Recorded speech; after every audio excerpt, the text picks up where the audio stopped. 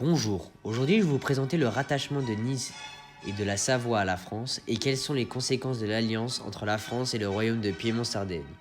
À la fin des années 1850, Napoléon III négocie une alliance avec le petit royaume de Piémont-Sardaigne et son roi, Victor Emmanuel II, qui cherche à unifier l'Italie contre l'Autriche.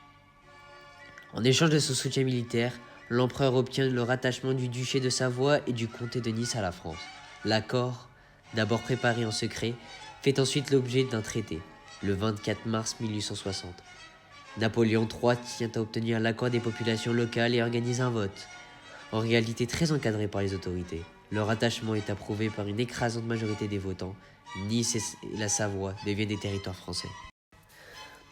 Le scrutin fut organisé les 15 et 16 avril 1860 à Nice et les 22 et 23 avril en Savoie. Sans surprise, à la question « La Savoie et le comté de Nice veulent être réunis à la France ?» le oui l'emporta à une écrasante majorité.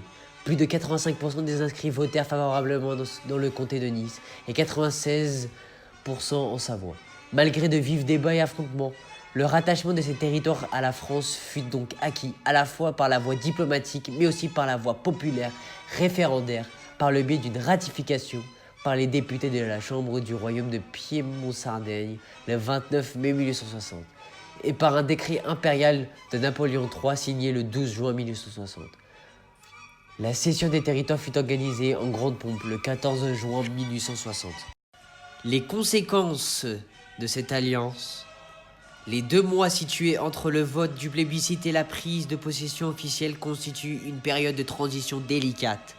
L'économie locale se trouve perturbée par le changement. Et le problème du tracé de la frontière constitue une autre source de tension. En conclusion, le principe des nationalités a finalement joué un rôle relativement mineur dans l'annexion du comté de Nice et du duché de Savoie à la France, qui fut avant tout une opération classique de diplomatie, traditionnelle, fondée sur des échanges territoriaux et des préoccupations stratégiques.